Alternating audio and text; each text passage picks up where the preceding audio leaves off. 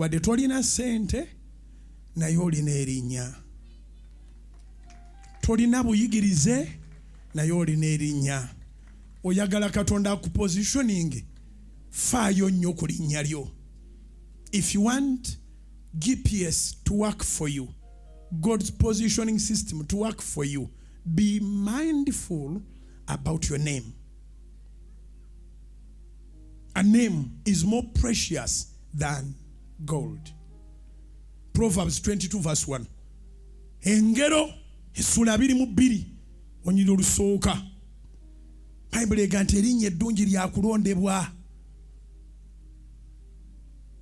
Omusumba oli eyavudde bayiteyo bukuya, eyavudde bukuya Kasanda, yagamba nti nyina ennyiri z'enjogera ezimukoledde nnyo ezimugumiza, kati olumu ku lwoze lwengenda okugaba olusooka lwe luggulawo olulala lwe luggalawo. Proverbs 22 verse 1, it is about the name. Proverbs 22 verse 29 is about persistence, consistency.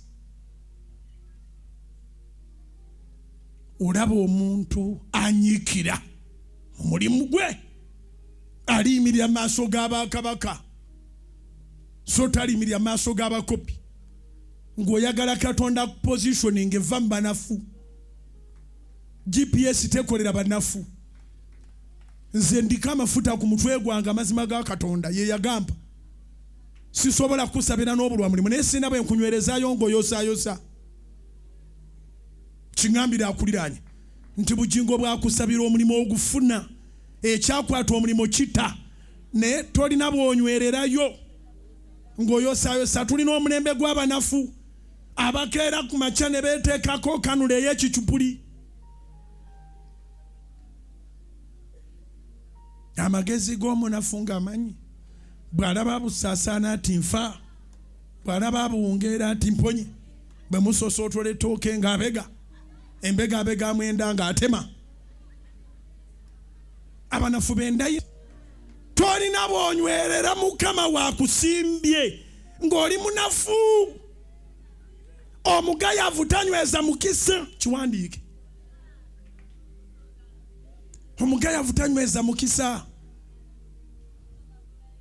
Omunafu tanyweza wadde amaka. Amaka g'abanafu gabafaako buli nkya. Bawandiika omukozi ng'akola.